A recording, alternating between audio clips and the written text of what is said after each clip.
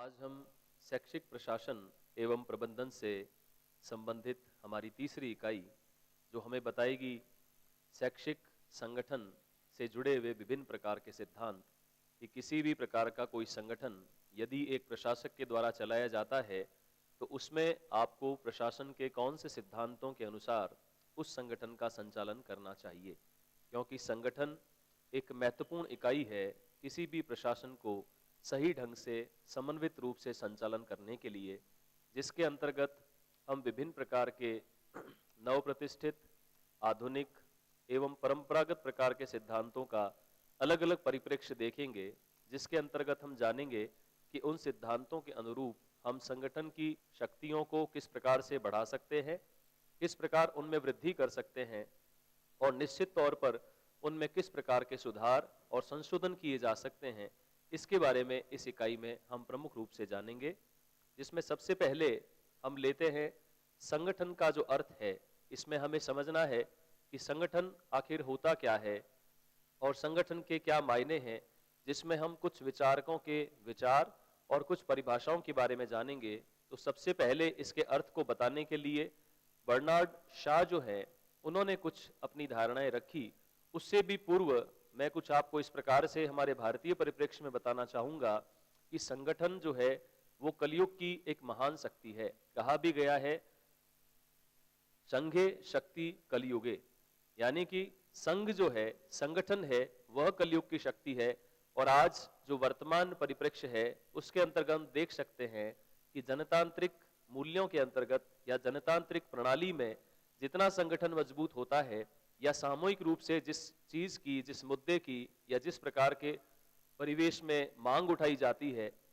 तो वह मांग जल्द ही मान ली जाती है और उसे हम संभवतः अन्य किसी भी सिद्धांत की अपेक्षा संगठन के माध्यम से जल्दी कर पाते हैं। तो ऐसा ही संगठन की शक्ति को परिभाषित किया गया है हमारे भारतीय परिप्रेक्ष्य में कि संगठन एक साथ में मिलकर जो कार्य करने की कला है, संगठन जो व्यक्तियों का समूह है जो परस्पर समान उद्देश्यों से जुड़े होते हैं और एक ही लक्ष्य को प्राप्त करने के लिए समान विचारधाराओं के होते हैं, वे किस प्रकार से आगे बढ़ते हैं और संगठन को सफलतापूर्वक संचालित करते हैं। तो इस प्रकार से संगठन की मूल हमारी भारतीय धारणा संघे शक्ति कलयुगे, कलयुग में संगठन ही समस्त शक्ति का आधार है, परिलक्षित होती है। इसी क्रम में जॉन बर्नार्ड शॉ, जिन्होंने संगठन की एक्टिविटीज को समझने के लिए कुछ अलग अलग बिंदु हमारे सामने इस प्रकार से प्रस्तुत किए हैं कि संगठन किसे कहा जाता है। सबसे पहला आप देख रहे हैं स्क्रीन पर, group activities with similar objectives and mentality, यानी कि जो अलग अलग प्रकार के ऑब्जेक्टिव्स और एक ही प्रकार के जो उद्देश्य हैं वो समान रूप से हमारी प्रणाली में हो, हमारी सोच में हो। तो इस प्रकार की सामूहिक गतिविधियां और एक प्रकार की समान मानसिक विचारधारा जब साथ चलती है तो वो संगठन का निर्माण करती है। जैसा कि आप विभिन्न प्रकार के राजनीतिक संगठनों में देख सकते हैं कि अलग अलग प्रकार की मेंटालिटी के लोग, कोई कांग्रेस पार्टी से, कोई बीजेपी पार्टी से और कोई किसी अन्य पार्टी या धार्मिक संगठनों में भी ये बात पाई जाती है जहां समान विचारधाराओं के लोग मिलकर संगठन का निर्माण करते हैं। दूसरे रूप में अगले अगले बिंदु को देखें तो उसमें rules, objectives for coordination and integration, कि किसी भी संगठन को चलाने के लिए एक निश्चित प्रकार के उद्देश्य तय किए जाते हैं कि उस संगठन को हमें किस दिशा में ले जाना है, कौन से मूल्यों की स्थापना के लिए वह संगठन कार्य करेगा और उसके अंतर्गत अगर कोई संगठन में सदस्य बना रहना चाहता है या संगठन में कार्य करना चाहता है, अपनी परफॉर्मेंस देना चाहता है, तो उसके लिए निश्चित नियम कायदे होते हैं, उन्हें मानने पर ही उसे संगठन का एक सक्रिय सदस्य माना जाता है। इस प्रकार समन्वित रूप से साथ साथ कार्य करना और समन्वय के रूप में एक साथ चलना संगठन की प्रमुख प्रकृति होती है। इसी प्रकार से अगले बिंदु पर यदि हम बात करें तो उसमें यह अलग अलग जो क्रियान्विति है, जैसे जैसे संगठन बड़ा होता जाता है या उसका विस्तार होता है, स्पान ऑफ जो उसका एरिया होता है वह जब बड़ा होता है तो उसमें अलग अलग स्तरों की वृद्धि होने लगती है और विभिन्न स्तरों पर अलग अलग कार्य करने वाले जो व्यक्ति हैं वह संगठन की संपूर्ण कार्यप्रणाली को संचालित करते हैं और आगे बढ़ाते हैं। तो इस प्रकार से विभिन्न स्तरों द्वारा क्रियान्वयन करना जिसके ऊपर संगठन की संपूर्ण प्रकृति आधारित होती है। अगले बिंदु के रूप में बर्नार्ड शॉ ने यह बताया कि किसी भी संगठन में दो प्रकार के समूह जो है वो परस्पर सक्रिय होते हैं और एक दूसरे का सहयोग करते हुए आगे बढ़ते हैं, जिसमें प्रमुख रूप से दो ऐसे समूह जिनके बारे में हम पहले भी अध्ययन पूर्व यूनिट में कर चुके हैं, फॉर्मल एवं इनफॉर्मल, यानी कि औपचारिक संगठन एवं अनौपचारिक संगठन। औपचारिक संगठन वे संगठन जो किसी शासन के अंतर्गत, नियम के अंतर्गत बंधे होते हैं और हमें प्रत्यक्ष रूप से दिखाई देते हैं, जिस प्रकार पदेन कोई सभापति होता है, किसी प्रकार के विद्यालय में प्रधानाचार्य, प्रधानाध्यापक होते हैं और अन्य अन्य पदों पर बैठे हुए जो व्यक्ति हैं, जो पद के अनुसार हमें दिखाई देते हैं, वे हमारे औपचारिक संगठन के अंतर्गत आते हैं। और उसी प्रकार से अनौपचारिक संगठन जो एक प्रकार का अप्रत्यक्ष वातावरण, वहां पर उपस्थित कर्मचारियों की परस्पर अंतःक्रिया से बन जाता है। हम परस्पर विचार विमर्श करते हैं, हमारी धारणाएं, मान्यताएं बनती हैं, उसके अनुसार हम किसी मुद्दे का विरोध करते हैं, हम किसी मुद्दे का समर्थन करते हैं। तो उस प्रकार का जो पाया जाने वाला अनौपचारिक समूह है, ये दोनों ग्रुप एक किसी भी संगठन में एक्टिव होते हैं, सक्रिय होते हैं और संपूर्ण संगठन की कार्यविधि को या कार्यशैली को कहीं न कहीं प्रभावित करते हैं। अगले बिंदु के रूप में यह संगठन जो है, या किसी भी प्रकार का शैक्षिक संगठन हो या धार्मिक संगठन हो, वह पूरी तरह से संप्रेषण पर आधारित होता है या संप्रेषणात्मक शैली पर आधारित होता है कि किस प्रकार से आप अपने संगठन में कार्य करने वाले कर्मचारियों तक अपनी बात को पहुंचाएंगे, उन्हें निर्देश या आदेश देंगे, उन्हें किसी प्रक्रिया के बारे में बताएंगे या किसी प्रकार के आदेश को मानने के लिए उन्हें नियमांतर्गत बाध्य करेंगे। इस प्रकार का जो प्रॉपर कम्युनिकेशन होता है, उस पर आधारित होता है हमारा संगठन और उसकी समस्त गतिविधियां। अगले रूप में यदि हम बात करें कि संगठन, किसी भी प्रकार का संगठन जिसकी प्रकृति क्या होती है, तो प्रकृति से पहले हम कुछ परिभाषाओं पर यदि विचार करें तो जेबी सीयर्स जो हैं, उन्होंने संगठन की परिभाषा देते हुए इसे विभिन्न तत्वों का एक तार्किक क्रम और कार्यात्मक ढंग से जो समन्वय है, वह बताया कि यह एक ऐसी प्रक्रिया है जिसमें विभिन्न प्रकार के लॉजिकल सीक्वेंसेस और एक प्रकार का फंक्शनल जो तरीका है उसे अपनाते हुए जब हम विभिन्न मानवीय समुदाय को व्यवस्थित करते हैं या विभिन्न प्रकार के कार्यों का क्रियान्वयन करते हैं, तब हम उसे संगठन कहते हैं। इसी प्रकार से यदि हम बात करें जॉन वाल्टन की परिभाषा की, तो उन्होंने इसे समन्वित प्रयासों की अवैयक्तिक प्रणाली के रूप में परिभाषित किया और बताया कि संगठन किसी एक व्यक्ति के चलाने से नहीं चलता, बल्कि यह अवैयक्तिक प्रणाली है, अर्थात सामूहिक प्रणाली है। सभी लोगों के मत मतांतर, सहयोग और समन्वय जब साथ चलता है, तभी किसी संगठन की प्रणाली को एक साथ बढ़ाया जा सकता है। और जब वह उद्देश्यपूर्ण तथा परस्पर कोऑर्डिनेशन के साथ में चलती है, एकजुटता के साथ में चलती है और संप्रेषण की योग्यता वहां पर पाई जाती है, तभी ऐसे वातावरण को या इस प्रकार के मानवीय समुदाय को हम संगठन कह सकते हैं। और अब हम बात करें संगठन की प्रकृति के बारे में, तो सबसे पहले जो पॉइंट हमें स्क्रीन पर दिखाई दे रहा है, कोऑपरेशन टू अचीव गोल्स, कि उद्देश्यों को प्राप्त करने के लिए, चाहे वो संगठन ने किसी भी रूप में निर्धारित किए हैं, उन्हें प्राप्त करने के लिए आप में परस्पर सहयोग की भावना होनी चाहिए। जिस प्रकार एक विद्यालय में यदि शैक्षणिक और गैर शैक्षणिक स्टाफ एक दूसरे का सहयोग नहीं करता है, तो दोनों ही एक दूसरे के अभाव में अधूरे रह जाते हैं और हम संस्थान के गोल्स को अचीव नहीं कर पाते हैं। तो सबसे पहले संगठन में सहयोग की प्रकृति पाई जानी चाहिए, सहयोग का वातावरण वहां पर निर्मित किया जाना चाहिए। दूसरे बिंदु के रूप में active cooperation to execute the work, किसी भी प्रकार के कार्यों के संचालन के लिए यदि छोटे से छोटा एक पत्र टाइप करने का भी कार्य है, तो उसमें यदि आपका अशैक्षणिक स्टाफ, वहां का तकनीकी स्टाफ या विभिन्न प्रकार के जो लेखन कार्य से संबंधित स्टाफ हैं, वो यदि आपका सहयोग नहीं करते हैं, तो एज ए प्रशासक आपको कई असफलताओं का सामना करना पड़ सकता है। इस प्रकार से एग्जीक्यूशन ऑफ वर्क के लिए भी एक्टिव कोऑपरेशन की वहां आवश्यकता होती है। और संगठन की यह प्रकृति है कि वह दोनों ही प्रकार के साधनों को, अर्थात जो रिसोर्सेज हमने पहले पढ़े, भौतिक और मानवीय संसाधन, उन्हें किस प्रकार से मैनेज किया जाए, कितने लोगों की किस कार्य के लिए कितने समय तक आवश्यकता है, इसका निर्धारण करना। और इसी प्रकार यदि हमारे अन्य जो भौतिक संसाधन है, चाहे वो बिजली है, पानी की सुविधा है या अलग अलग प्रकार के तकनीकी उपकरण है, उनकी आवश्यकता किस रूप में कहां तक पड़ सकती है, उन्हें मैनेज करना भी इस संगठन के अंतर्गत आता है। To enhance the capacity, skills and effort of workers, कि संगठन में कार्यरत जितने भी व्यक्ति हैं उनकी जो दक्षताएं हैं, उनकी जो क्षमताएं हैं और उनके द्वारा किए जाने वाले जो विभिन्न प्रकार के एफर्ट्स हैं जो वो संस्थान की तरक्की के लिए करते हैं या संस्थान के लक्ष्यों को अचीव करने के लिए करते हैं, तो उन्हें किस प्रकार से बढ़ाया जाए। तो उन्हें बढ़ाना भी इस संगठन का प्रमुख एक प्रकार से प्रकृति पाई जाती है कि वह वर्कर्स की एफिशिएंसी को ज्यादा से ज्यादा किस प्रकार बढ़ाए। अगले बिंदु के रूप में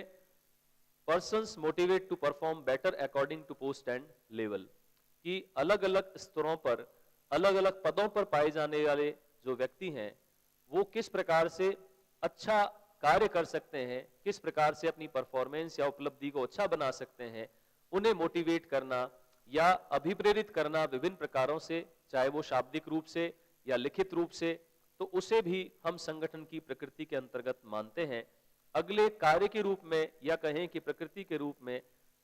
समन्वय, उत्तरदायित्व और एक प्रकार की जिम्मेदारी का जो भाव है उसे कर्मचारी के अंदर उत्पन्न करना, कर्तव्यनिष्ठ उसे बनाना या किसी भी उत्तरदायित्व को उसे सौंपना, अकाउंटेबिलिटी, यानी किसी भी अधिकारी को इस बात का पता हो कि विभिन्न कार्यरत कर्मचारियों को साथ लेकर वह अल्टीमेटली रिजल्ट को किस प्रकार से अच्छा बनाए। तो उस अकाउंटेबिलिटी को बढ़ाना और परस्पर सहयोग को बढ़ाना, इन मूल्यों को व्यक्तियों के अंदर इंडल्स करना, उनमें कहीं न कहीं इस बात के लिए एक जज्बात पैदा करना संगठन की प्रकृति के अंतर्गत आता है।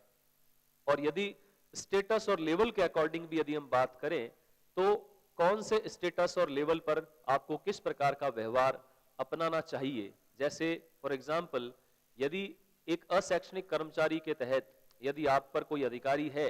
तो उसकी बात को मानने के लिए आपको बाध्यता होती है या आप उसे मानकर ही उस संगठन में अच्छे व्यक्ति कहला सकते हैं, तो उसे अपनी पद की गरिमा के अनुसार ढालना और उसे इस बात को मूल्यों के रूप में संवारना कि आप अपने पद पर रहते हुए, चाहे वो प्रिंसिपल है, शिक्षक है या विभिन्न प्रकार के जो अशैक्षणिक और आपके गैर मंत्रालयिक जो स्टाफ हैं, वो भी किस प्रकार से कार्य करें, उनमें इस व्यवहार का उत्पन्न करना या उसको नियंत्रण करना, समय समय पर अलग अलग प्रकार के सुझाव देना, यह संगठन की प्रकृति के अंतर्गत आता है। यदि हम बात करें कैरेक्टरिस्टिक्स ऑफ जो ऑर्गेनाइजेशन है, तो उसके अंतर्गत ये बताया गया कि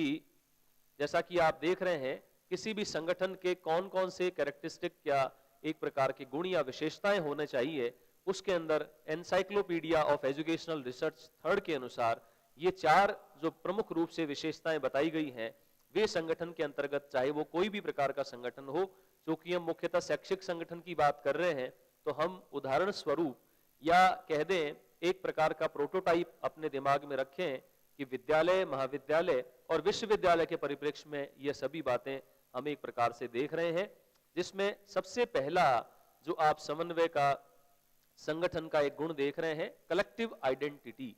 यानी कि संगठन में किसी भी व्यक्ति की अपनी व्यक्तिशः पहचान नहीं होती, बल्कि उसकी एक सामूहिक पहचान होती है। व्यक्ति संगठन की वजह से जाना जाता है, व्यक्तियों की वजह से संगठन नहीं जाना जाता, क्योंकि यदि संगठन नहीं है तो हमारी पहचान भी कोई मायने नहीं रखती है। फॉर एग्जाम्पल, यदि किसी धार्मिक संस्थान से जुड़ा हुआ कोई व्यक्ति है तो वह इस कारण से पूरे समुदाय के अंदर आदर या किसी प्रकार का स्नेह प्राप्त करता है क्योंकि वह एक अमुक प्रकार के धार्मिक संगठन से जुड़ा है, या प्रिंसिपल अपने पद पर इस प्रकार से आदर प्राप्त करता है कि वो अमुक अमुक संस्थान के अमुक अमुक पद पर पाया जाता है, इस कारण उसे वह सम्मान प्राप्त होता है। तो इस प्रकार से हम कह सकते हैं कि संगठन की एक सामूहिक पहचान होती है या संगठन में पाए जाने वाले कर्मचारियों की वैयक्तिक पहचान गौण होती है, बल्कि सामूहिक पहचान बड़ी होती है। दूसरे रूप में यदि हम बात करें टास्क्स के बारे में, तो वहां पर जितने भी कार्य हम करते हैं उन कार्यों की वजह से हमारी एक छवि फील्ड में जाती है, लोग हमें पहचानते हैं। तो उन कार्यों को किस प्रकार अच्छा परफॉर्म किया जाए, उन टास्क्स के बारे में हमें सोचना और उसके अनुसार कार्य को सर्वश्रेष्ठ बनाने के लिए जो प्रयास करना है वह इसकी विशेषताओं में शामिल किया जा सकता है। अगले रूप में कोऑर्डिनेशन सिस्टम कि संगठन का अस्तित्व तब तक अच्छा नहीं हो सकता, या ऐसा कह दें कि गुणवत्तापूर्ण नहीं हो सकता, जब तक कि वहां पर प्रॉपर तरीके से सभी प्रकार के स्तरों में कोऑर्डिनेशन न पाया जाए या सहयोग न पाया जाए। परस्पर समन्वय के कारण से ही संगठन तरक्की करता है, अपने लक्ष्यों को अचीव करता है। चौथे रूप में यदि हम देखें स्टेबल इंटरैक्शन कि एक प्रकार के निश्चित संबंध होते हैं या एक प्रकार की निश्चित अंत्यक्रिया होती है, उसके तहत संगठन की विभिन्न गतिविधियां संचालित होती है कि किस प्रकार से कौन किस कार्य के लिए उत्तरदायी है, कौन किस कार्य को करने के लिए बाध्य है और कौन किस अधिकारी को कर्मचारी जो है वो रिपोर्ट करेगा। इस प्रकार की अंत्यक्रियाएं प्री डिसाइडेड होती हैं, पूर्व निर्धारित होती हैं, ऐसा हम कह सकते हैं। तो इसी रूप में यदि हम आगे कैरेक्टरिस्टिक के बाद में आगे बढ़ते हैं तो हम इस बात पर विचार करें कि वहां पर जो संगठन कहीं पर भी विद्यमान है तो उसमें अगर शिक्षा को जोड़ दिया जाता है, संगठन जो शैक्षिक लक्ष्यों के लिए कार्य करता है और शिक्षा से जुड़े उद्देश्यों को प्राप्त करने के लिए आगे बढ़ता है, तो वह संगठन हमारा शैक्षिक संगठन होता है। तो उसके भी कुछ विशेषताएं प्रमुख रूप से जो बताई गई हैं उसमें हम देख सकते हैं, जो हमारे सामने पहली विशेषता है मेंटेन बेस्ट एजुकेशनल एनवायरनमेंट कि सबसे अच्छा या सर्वश्रेष्ठ एनवायरनमेंट आप किसी भी संगठन में किस प्रकार से क्रिएट कर सकते हैं, तो इसे हमें समझना है। तो शैक्षिक संगठन चाहे वो किसी भी प्रकार के क्षेत्र में कार्य कर रहा हो तो उसे अपना एक अच्छा एनवायरनमेंट या सर्वश्रेष्ठ एनवायरनमेंट या पर्यावरण बनाने के लिए कार्य करना चाहिए। ऐसा इसकी विशेषताओं के अंतर्गत सबसे पहला चरण है। दूसरा पर्सनैलिटी डेवलपमेंट। जैसा कि आप जानते हैं कि कोई भी शिक्षा का जुड़ा हुआ जो संगठन है उसका सर्व प्रमुख लक्ष्य है कि समाज से जो विद्यार्थी इनपुट लेने के लिए आपके विद्यालय में या महाविद्यालय में आता है तो आप उसके विभिन्न प्रकार की जो अभिरुचियां हैं, अभिवृत्तियां हैं या उसमें पाए जाने वाले जो दोष भी अगर हैं तो उनको आप कैसे परिमार्जित करते हैं और उसे अपने व्यक्तित्व विकास के लिए किस प्रकार से अच्छे अवसर उपलब्ध करवाते हैं ताकि उसके समग्र व्यक्तित्व का, चाहे वह मनोवैज्ञानिक रूप से हो, शारीरिक हो या सामाजिक व्यक्तित्व हो, वह अच्छे से अच्छा बन सके और वो समाज में एक कुशल नागरिक के रूप में अपने उत्तरदायित्व का निर्वहन कर सके। ऐसे व्यक्तित्व का निर्माण करना किसी भी शैक्षिक संगठन की नैतिक जिम्मेदारी है और एक प्रकार की विशेषता भी है। फ्लेक्सिबिलिटी यानी कि वहां पर लचीलेपन का गुण भी विद्यमान होना चाहिए, जिसको आप पाठ्यचर्या पाठ्यक्रम में या पाठ्य सहगामी क्रियाओं में भी देख सकते हैं कि यदि परिस्थितिवश कभी हमें लगातार चलने वाली जो टीचिंग क्लासेस हैं उनको पोस्टपोन कर और विभिन्न प्रकार की गतिविधियों का आयोजन करना पड़ता है, तो वो हमारे लचीलेपन के गुण को दर्शाता है कि कभी कभार हम अपने निर्णयों में लचीलापन भी रखते हैं। और दूसरी अगर हम बात करें तो पाठ्यचर्या के निर्माण के लिए जो अलग अलग प्रकार के अमेंडमेंट्स होते हैं, विभिन्न प्रकार के नवाचार उसमें शामिल किए जाते हैं और पाठ्यचर्या में परिवर्तन के लिए एक प्रकार का नियमित क्रम बनाया जाता है। वह भी लचीलेपन के गुण से हम समझ सकते हैं कि हम किसी भी प्रकार के परिवर्तन के लिए, किसी भी प्रकार के नवाचार के लिए पूरी तरह से तैयार रहते हैं, उसे हम फ्लेक्सिबिलिटी का गुण कह सकते हैं। इसी प्रकार से अगले बिंदु के रूप में कोऑर्डिनेशन एंड कोऑपरेशन, जो समन्वय और सहयोग है, जो कि परस्पर कार्य करने वाले जितने भी व्यक्ति हैं उनके बीच में पाया जाना चाहिए। उसके बिना कोई भी शैक्षिक संगठन अपने निश्चित उद्देश्यों को प्राप्त करने में असफल हो जाएगा। दूसरे रूप में यदि हम बात करें कि एजुकेशन को प्राप्त करने के लिए अपॉर्चुनिटीज या जो उपलब्ध अवसर हैं वे सबके लिए समान हो और उनकी उपलब्धता को निश्चित करना, जैसा कि आप देखते हैं राइट टू एजुकेशन एक्ट जो है उसके अंतर्गत अब यह निश्चित किया जा रहा है कि 6 से 14 वर्ष के जो बालक हैं उनके लिए समान रूप से शिक्षा के अवसर उपलब्ध हो, ताकि वे न्यूनतम शिक्षा की जो प्रणाली है उसे ग्रहण कर कहीं न कहीं अपने व्यक्तित्व का निर्माण कर सकें। दूसरे अगले चरण के रूप में यदि हम बात करें क्रिएटिविटी और आइडियलिटी की, कि एक शैक्षिक संगठन को निरंतर ये प्रयास करने चाहिए कि उसके द्वारा किए गए सभी कार्य जो हैं वो सृजनात्मक हो, नवाचार से पूर्ण हो, या फील्ड में हमारी एक आदर्श छवि निर्मित करे कि हमारे शैक्षिक संगठन को एक विशेष छवि के रूप में पहचाना जाए, चाहे वह मूल्यों का निर्माण करने की बात हो, व्यवसायिक दक्षताओं को निर्मित करने की बात हो, या सामाजिक मूल्यों की प्रतिष्ठापना के लिए हमारे संस्थान के सहयोग की बात हो। तो वो सभी रूपों में आदर्श रूप किस प्रकार से बन सकता है उसे तय करना एक शैक्षिक संगठन की विशेषता के अंतर्गत आता है। अगले रूप में एजुकेशनल ऑर्गेनाइजेशन जो है, बेसिक प्रिंसिपल्स जो इसके हैं उस पर बात करते हैं कि जो भी संगठन कार्य करते हैं,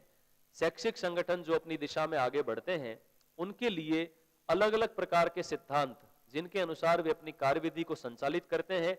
उनका एक निश्चित मोटो होता है, या कह दें एक प्रशासक के रूप में वहां के संचालन का,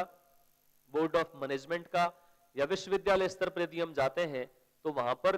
पाए जाने वाले कुलपति आदि जो सीनेट के मेंबर वगैरह हैं, उनका एक निश्चित नजरिया होता है। उसके अनुसार ही वह पूरा संगठन रन करता है कि किसी संगठन का उद्देश्य केवल मात्र पैसे कमाने के लिए एक फैक्ट्री की तरह से कार्य करना है, या वह मूल्यों की स्थापना के लिए कहीं न कहीं समाज में सहयोग करने के लिए अपना कार्य करना चाहता है। ऐसे कुछ अलग अलग मूल्यों को लेकर जो संगठन कार्यरत होते हैं, उन मूल्य आधारित संरचना को ही वास्तव में हम प्रिंसिपल कहते हैं, या एक प्रकार का सिद्धांत कहते हैं, जिसमें सबसे पहला सिद्धांत आप देख रहे हैं child centred principle.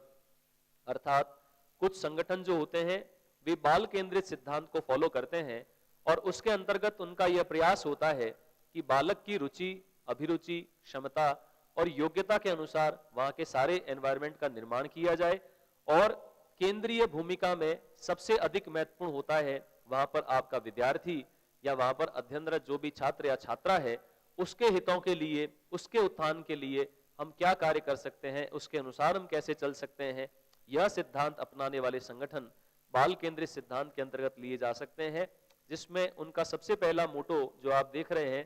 Total personality development, social, mental, physical etcetera, अर्थात कि संपूर्ण व्यक्तित्व का विकास, टोटल पर्सनैलिटी डेवलपमेंट किस प्रकार से एक विद्यार्थी का हो सकता है, चाहे वो सामाजिक रूप से उसका विकास हो, मानसिक रूप से हो, या विभिन्न प्रकार की जो अभिवृत्तियां हैं, उनके बेसिक जो इंटरेस्ट हैं या इंस्टिक्ट्स हैं, उनको कैसे हम आगे बढ़ा सकते हैं। यह धारणा इस प्रकार के सिद्धांत में प्रमुखतः पाई जाती है।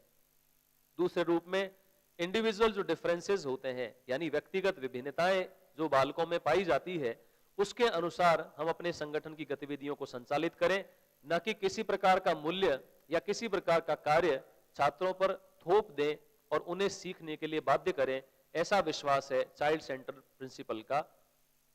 तीसरे रूप में जो उनकी मूलभूत अवधारणाएं हैं, मूलभूत इंटरेस्ट हैं, और जो उनके मूल संवेग हैं, उनका विकास हम किस प्रकार से साइकोलॉजिकली कर सकते हैं, इस बात पर एम्फासिस करता है चाइल्ड सेंटर्ड प्रिंसिपल, जो मूल रूप से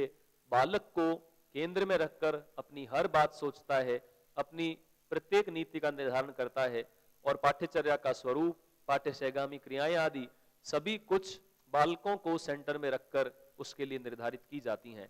अगले सिद्धांत के रूप में सोसाइटी सेंटर्ड जो प्रिंसिपल है, तो कुछ संगठनों को आप देख सकते हैं जो विशेषकर समाज में उत्थान के लिए कार्य करते हैं। अगर आप देखें, अभी गैर सरकारी जो संगठन एनजीओस के द्वारा चलाई जाने वाली जो विभिन्न विद्यालयी संरचनाएं हैं, या समाज सेवी संस्थाएं हैं, या प्रौढ़ शिक्षा के क्षेत्र में जो उनके द्वारा काम किया जा रहा है, वो वास्तव में इसी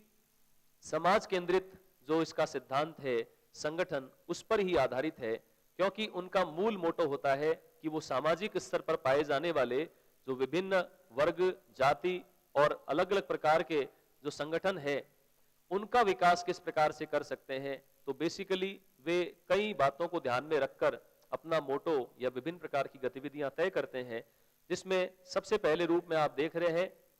कि सामाजिक रूप से सभी को पढ़ने के या किसी कार्य करने के, किसी प्रकार की एक्टिविटी करने के और अपना विकास करने के लिए सर्वप्रथम हमें समान अवसर प्रदान करने होते हैं, जिसके लिए धर्मनिरपेक्षता, सामाजिक समानता और कहीं भी जाति, धर्म, लिंग या किसी भी वर्किंग कैपेसिटी और कल्चर के आधार पर या उनकी जीवन शैली के आधार पर, धार्मिक आधार पर उनमें कहीं भी भेदभाव न किया जाए और समान रूप से उन्हें उपलब्ध संसाधनों का उपयोग करने की स्वतंत्रता दी जाए, जिससे वे अपने संगठन का, अपने बुद्धिमत्ता का और अपने कौशलों का विकास कर सके। तो सामाजिक रूप से सभी को पढ़ने लिखने के और विभिन्न कार्यों को करने के अवसर प्रदान करना इस समाज केंद्रित संगठन का सर्वप्रथम लक्ष्य है।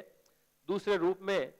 यह आधारित होता है वर्तमान में किस प्रकार का सामाजिक परिवेश व्याप्त है और वर्तमान परिवेश की क्या सामाजिक आवश्यकताएं हैं, उसके अनुसार विद्यार्थी को किस प्रकार से तैयार किया जाना चाहिए। यदि आसपास में असांप्रदायिक तत्वों का या किसी प्रकार की ऐसी एक्टिविटीज का माहौल है, तो वहां पर उस संगठन के लिए आवश्यक है कि वो विद्यार्थियों को इस प्रकार से तैयार करे कि वह वहां पर सांप्रदायिकता के या किसी प्रकार की धर्मांधता के वातावरण को किस प्रकार से दूर कर सकते हैं। तो वो एक प्रकार का रिसेंट कॉन्टेक्स्ट हो गया कि निश्चित परिवेश के अनुसार हम अपनी भूमिका को निभा रहे हैं। अगले रूप में develop the student according to fulfilment the expectations of social development, कि जिस प्रकार से समाज हमसे क्या चाहता है, समाज विद्यालय से, महाविद्यालय से क्या अपेक्षाएं करता है, या हमारे आसपास में व्याप्त जो परिवेश है उसकी संगठन के रूप में हमसे क्या अपेक्षाएं हैं और हम उन पर कितना खरा उतर पा रहे हैं, उसके लिए जो प्रयास किए जाते हैं उनका जो एक प्रकार का भरण है उसे हम सोसाइटी सेंटर्ड कॉन्टेक्स्ट में समझ सकते हैं कि यदि एक विद्यालय अच्छे नागरिकों के निर्माण के लिए कार्य करता है, विद्यार्थी के समग्र नागरिक संबंधी गुणों का विकास करता है और समाज के विकास के लिए उसे कहीं न कहीं पूरी तरह से मेंटेन करता है, तो वह वास्तव में सोसाइटी सेंटर्ड प्रिंसिपल को फॉलो करता है। अगले प्रिंसिपल के रूप में जो हमारे सामने है डेमोक्रेटिक प्रिंसिपल, यानी लोकतांत्रिक सिद्धांत। लोकतांत्रिक सिद्धांत में आपको सबसे पहले समझना है कि लोकतंत्र में किस प्रकार के गुणों का एक नागरिक में विकास होना चाहिए, तो आप इस संगठन की कार्यप्रणाली को स्वतः ही समझ जाएंगे। जैसा कि संविधान में वर्णित कुछ मूल्य जो परस्पर समानता, धर्मनिरपेक्षता, बंधुत्व की भावना, नागरिकता के गुणों का विकास इत्यादि इत्यादि हैं, उनके अनुसार यदि कोई संगठन कार्य करता है, वैसे तो सभी विद्यालय, महाविद्यालय भारतीय संविधान के अनुपालना में इन्हीं लोकतांत्रिक मूल्यों के विकास के लिए कार्य कर रही है, फिर भी कुछ ऐसे संगठन जो लोकतांत्रिक तरीकों से अपने विकास को प्राथमिकता नहीं देते हैं, तो उनके परिप्रेक्ष्य में यह उनके लिए एक कारगर सिद्धांत सिद्ध हो सकता है, जिसमें इक्वलिटी फॉर ऑल सिविलियंस, जैसा कि सामाजिक समुदाय के सिद्धांत में आपने देखा कि प्रत्येक नागरिक के लिए समानता का भाव डेवलप करना इस सिद्धांत की प्रमुख विशेषता है कि हम किसी भी धर्म, जाति या लिंग के आधार पर अपने साथ में अध्ययनरत किसी भी विद्यार्थी को नीचा, ऊंचा या किसी प्रकार का हीन और दीन न समझें। इस प्रकार की भावना का विकास करने के लिए यह लोकतांत्रिक गुणों का जो सिद्धांत है वह कार्य करता है। बेस्ड ऑन सेक्युलरिज्म, धर्मनिरपेक्षता के सिद्धांत पर कार्य करता है कि धार्मिक आधार पर जो अलग अलग वर्ग समाज में विकसित हो जाते हैं, हिंदू है, मुसलमान है, ईसाई है, फला है, तो इस प्रकार की जो एक धारणा है उसे धर्मांधता के स्थान पर धर्मनिरपेक्षता के गुणों का एक विद्यार्थी में विकास करना, यह धर्मनिरपेक्षता के सिद्धांत पर आधारित होने को सिद्ध करता है। तीसरे रूप में कि वहां पर उपस्थित जो भी विद्यार्थी है या संगठन में कार्य करने वाले जो कर्मचारी हैं, उन्हें संप्रेषण के लिए या अपने मन के विचारों के लिए या अपनी अभिव्यक्ति के लिए स्वतंत्रता पूर्वक अवसर मिलने चाहिए। इंडिपेंडेंटली वो अपनी बात को कह सके, प्रबंधक और कर्मचारियों के बीच में एक स्वतंत्र वातावरण का निर्माण हो सके, इसे फॉलो करना लोकतांत्रिक सिद्धांत कहा जाएगा। अगले रूप में स्टूडेंट्स को या विद्यार्थियों को इस रूप में मोटिवेट करना कि वे एक दूसरे का सहयोग करें, एक दूसरे के साथ में समन्वय के साथ कार्य करें और किसी आधार पर एक दूसरे में भेदभाव न करें, ऐसी भावनाओं को किसी भी विद्यार्थी में विकसित करना इस प्रकार के सिद्धांत की अनुपालना होगा।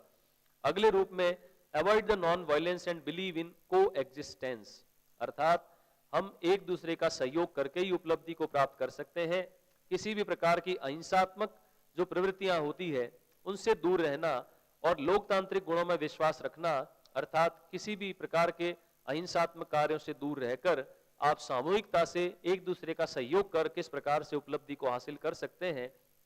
इस प्रकार के गुणों का विकास करना और सहयोग और समन्वय के भावों को विकसित करना इस लोकतांत्रिक सिद्धांत की प्राथमिकता होती है। अगले रूप में to develop vocational independence of students, यानी कि यदि आपका कोई भी विद्यार्थी किसी व्यावसायिक कौशल का विकास आपके संस्थान में रहकर करना चाहता है, तो उसकी व्यावसायिक दक्षताएं बढ़ाने के लिए आप उसे क्या दे सकते हैं, उसकी व्यावसायिक दक्षताओं को एनहांस करने के लिए आपका संगठन कौन से रिसोर्सेज को वहां पर उपलब्ध करवा सकता है, इसके लिए जो प्रयास आपको एक संगठन के तौर पे करने हैं, तो उस सिद्धांत को मानना लोकतांत्रिक सिद्धांत की अनुपालना कहा जाएगा।